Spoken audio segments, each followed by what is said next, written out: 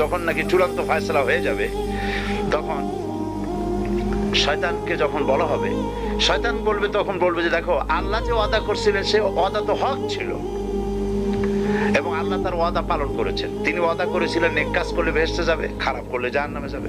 খারাপ করছে দোজখে আসছে। ওয়াআদতুকুম ফাখলাফতুকুম, আর আমিও তোমাদেরকে একটা ওয়াদা করছিলাম, সেটা হলো ইট ড্রিঙ্ক এন্ড বি মেরি, খাও আর ফুর্তি করো, আখিরাত বলে কিছু নাই, ওই পরকাল বলে কিছু নাই। একটা ওয়াদা আমি করছিলাম, সেই ওয়াদা আজকে খেলাপ করলাম।